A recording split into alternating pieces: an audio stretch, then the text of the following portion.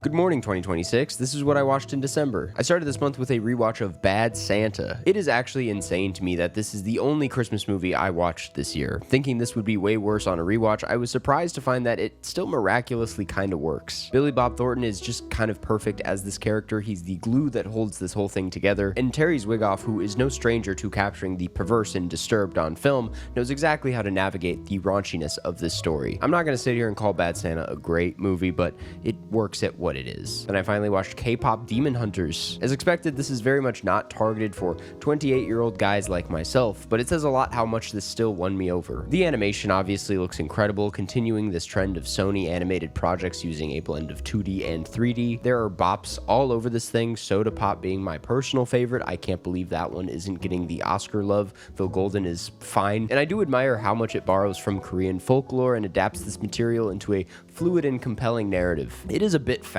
and the only reason I'm not rating it much higher is it is painfully not for me. I do not see myself ever going back to this movie, but I'm genuinely glad to see it find so much success, and even if I liked Zootopia 2 more, I want to see this one win the Oscar. Then I watched Marty Supreme. By now I've sat with this film for about a month and can safely say it's gonna go down as a classic. Most certainly will go down as one of Chalamet's best and most iconic roles. Seems to encapsulate everything great about the Safdie style of filmmaking in, again, a more digestible way. It's overwhelming and certainly exhausting, but you really only feel that way because you yourself are so invested. It's been really interesting seeing the discourse to this over the last few weeks, people calling it empty, people calling the ending cynical, which I just don't find at all. If anything, I find it to be an absolutely thrilling and weirdly touching film about becoming an adult, more specifically, becoming a parent. Just an electrifying watch that I am still thinking about weeks later. Then I watched Caught Stealing. You know, this was about as good and as bad as I thought it would be. I actually really like how this movie looks. It has this hazy gray color palette that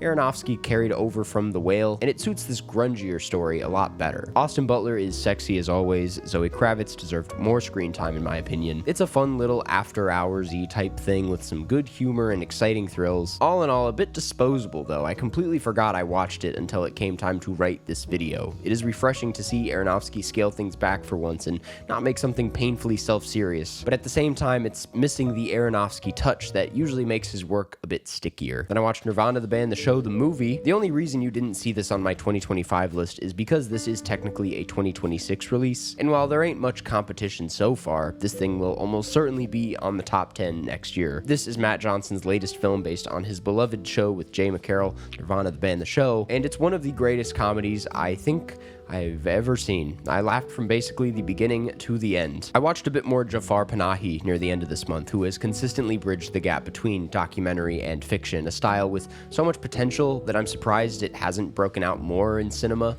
as it's just so exciting and fresh. And well, Matt Johnson does it here, and in the process makes one of the most entertaining and mind-altering films of its time. There are aspects of this that I couldn't believe I was actually watching. It was very fun to put it all together in my head, and then also just throw logic out the door every now and then. This is the kind of work that reminds you how much we still haven't done with this medium and how truly fun it can still be. It's pivotal that you watch this in a theater when it comes out. Then I watched Hamnet. Pretending that Eternals doesn't exist, this is Chloe Zhao's true follow-up to Nomadland. That's how I'm gonna look at it at least, and it is absolutely devastating. This thing is caked up in lush cinematography, achingly raw performances, and a lovely Max Richter score. It is a beaut on those elements alone. It's immaculately crafted, and I speak for most people who saw this when I say it's one of the better try not to cry challenges I've seen at the movies in a while. All of that said, I was a little distant from this up until that third act. I found myself fairly frustrated by how taken aback I was by the level of craftsmanship on display, both from those in front of and behind the camera. Jesse Buckley specifically is outstanding, but the ending aside, through all its excellence, there's something emotionally stiff about a lot of this, in a way that wasn't necessarily boring, but definitely left me a bit cold. It was almost as if I didn't believe what it was giving me, which is an odd feeling to get from something like this. To put it simply, I liked this, I appreciated it a lot, I was impressed by it. I wish I loved it. Then I watched The Hustler and The Color of Money back to back. I talked a lot about both these films in my video essay all about The Color of Money earlier this month that all 12 of you watched, thank you. But jokes aside, really enjoyed putting that video together, especially because I consider both these films to be quite good and worth your time. So you should go watch that video and probably before that watch these movies. They're both excellent. Then I watched Funeral Parade of Roses. Been meaning to check this one out for a while, always a little intimidated by it though, as it seemed a bit intense. And while there are certainly horrific elements elements to this, it's pretty fun. This is an early experimental Japanese film that serves as a portrait for Japan's queer scene in the 60s, something I knew close to nothing about before this. And through its form, it really invites you into this vibrant and exciting underworld. It's dark, fantastical, quirky, sometimes very silly. The editing is incredibly sporadic and always fascinating to watch. I can't say I've ever seen anything like this. It's a very bold and one-of-a-kind piece that is certainly worth your time. Then I watched Gosford Park. A self-declared Altman fan, it's kind of crazy I'm only now getting around to one of his biggest flicks. Though I have to admit, this stuffy British whodunit story never really seemed like my kind of thing from the outside, and having finally seen it, while I enjoyed it, a lot of those doubts were seen through. While the film's intentions are about exposing the chaos of these kinds of settings, I walked away pretty unsatisfied by this, even if the craft is, as expected, beyond impressive. I guess the fact that I was sold on a whodunit and wasn't really given the satisfaction that usually comes with that genre is partly to blame. Or maybe it's just another case of it's just not my thing at the end of the day, even with Altman behind the camera doing his usual thing. I will say though, Helen Mirren delivers one of her greatest performances ever in this.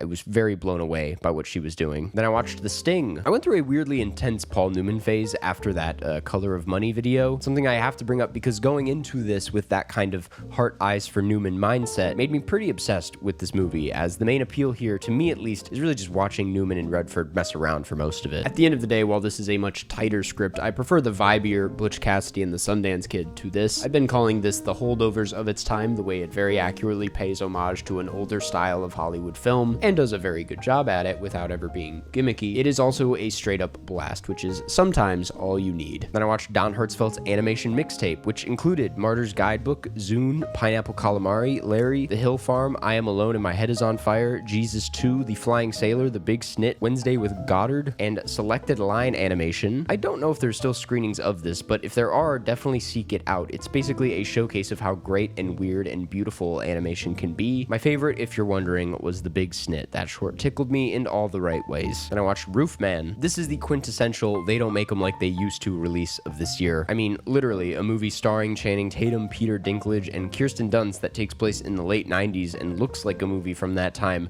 Nothing about this feels like it belongs in 2025. And I mean that as a huge compliment. I love how this movie feels. Everything about it is unconcerned with the trends of today's filmmaking. It isn't crowd-pleasy. It isn't trying to spell out a deeper meaning. In fact, the marketing for this completely tricked me into thinking this would be something much sillier. It's really kind of a somber character piece, which is way more interesting for this story. It's way too long for what it is, in my opinion, and it didn't really stick with me throughout the month, but I feel a weird urge to give this one some love. Then I rewatched Sentimental Value. This was much sadder on a rewatch, something I've picked up on with a lot of Trier's work. Something about diving in deeper, knowing what I'm getting into, allows me to see how heartbreaking his stories usually are, this being no exception. It's all held together by a brilliant cast and some of the best music choices of the year. I've talked about this one quite a bit.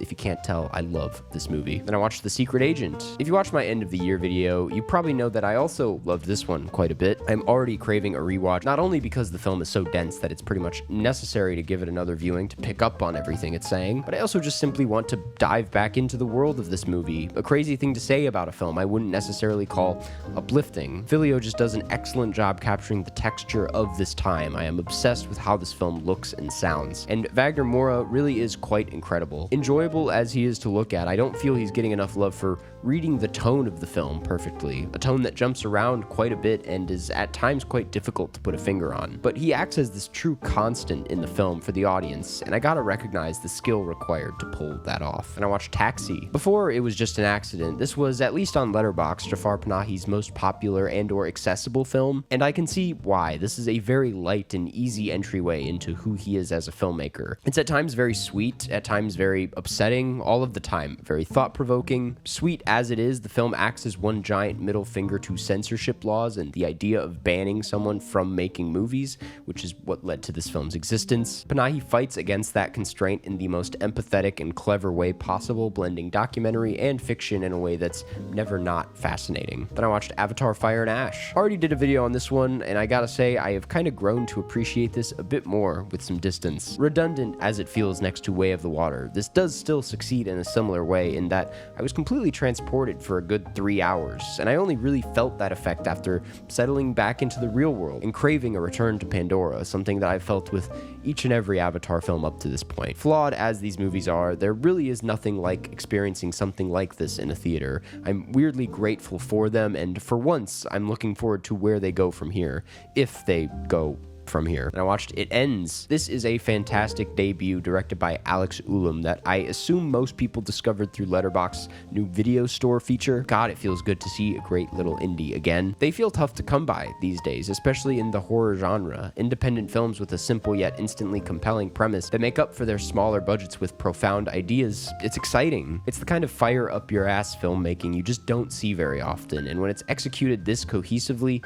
you end up with one of the most promising voices to look out for. I was a big fan of this movie. Then I watched The White Balloon. This is Jafar Panahi's debut feature, co-written by Abbas Kiarostami, of all people. And while you can certainly feel Kiarostami's influence here and there, even in the direction, this is a fantastic debut. The film is an enlightening look into the perspective of a young girl living in Tehran who goes out to buy a goldfish with her mom's money, but loses the money when it falls down a drain. The odyssey she goes on, while contained, feels larger than life. It's a pretty apt start for a filmmaker like Panahi, notably sweet and deceptively stripped back, but a profound insight into the human condition told through an innocent little girl. Is that not what it's all about? While I love his newer, more experimental work, this does make me want to dive into the early stuff.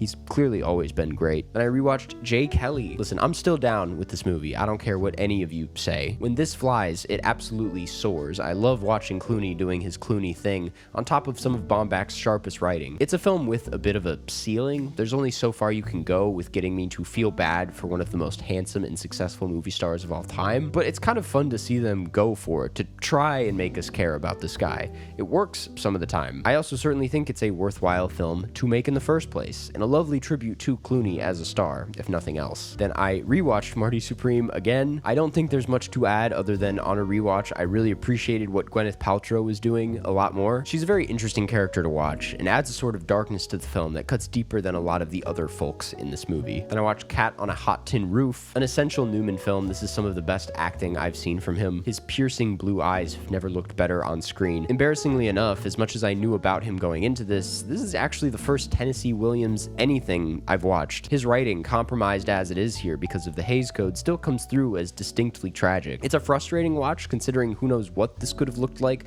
had its queer themes not been stripped out of the film, but at the same time, Newman does an excellent job communicating that frustration through his performance.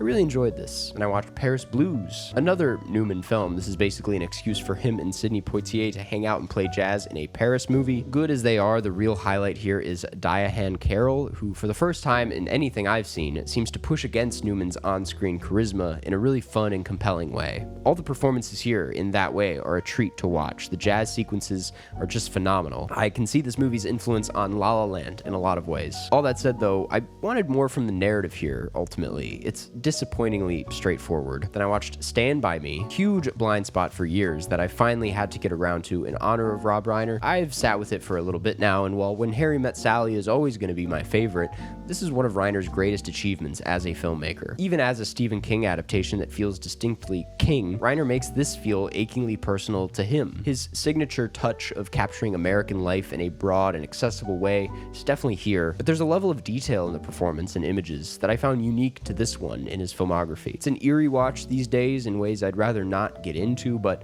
I bring that up as it left me incredibly heartbroken by the end. It's a very special movie. Then I watched Victim. This was my introduction to the legendary British actor Dirk Bogarde. The film tackles queer discrimination in 1960s London and does not hold back at all. It's kind of jarring going from something that has to hide its meaning, like Cat on a Hot Tin Roof, to something this unabashedly angry and blunt. All of that aside, the film is one of the tightest crime thrillers of its time that you'll find, led by a really great central performance by Bogarde. I really do gotta tap into the rest of his filmography, as he is a very interesting and important actor for his generation. This was a good time. Then I rewatched Phantom Thread. Great as always. I don't know what you want me to say at this point. It's funny, to me this is one of the most romantic films out there. It captures something about humanity that very few films can successfully capture the same way, which is kind of the PTA touch. Usually by the third rewatch of something, I'd say I know the film pretty well. And while sure I know Phantom Thread by this point, the film has a magical quality where each viewing feels like I'm discovering it for the first time again. Whether that be its very bizarre atmosphere, the incredibly specific Daniel Day-Lewis performance, or the very well-placed ghostly elements, this thing is a home run every single time. And then I finished the month and year with Fargo, another reliable home run film. I'm actually going to save my thoughts on this for a certain video, but this was a very nice way to end the year. Bleak as most of this movie is, it ends on a note that, for whatever reason, just warms my heart. And hey, that's what I watched this month. What did you watch? Let me know. Thanks for watching. Go watch these films and form your own opinions. And if you're looking for something to watch next month, you should check out this week's sponsor, Mubi. Mubi is a curated streaming service, a place to watch beautiful, interesting, and incredible cinema. From iconic directors to emerging auteurs, there's always something new to discover. With Mubi, each and every film is hand-selected by its team of curators. If one of your New Year's resolutions for this year is to watch more films, which it should be, Mubi's a great place to start because they have a ton of interesting stuff on there, like Festen, directed by Thomas Vinterberg, which is one of my favorite films of all time. It is one of the most important films to come out of the Dogma 95 movement. It is about family dynamics, class, power. Pretty much everything that gets me going is in this film. It's funny, it's tragic, it's deeply upsetting. It is unlike any other film I've ever seen before, and I cannot recommend it enough. The film is now streaming on Mubi in the US, Canada, UK, Ireland, France, Italy, and Turkey. Try Mubi free for 30 days at mubi.com/Karsten. That's mubi.com/Karsten for a whole month of amazing cinema for free.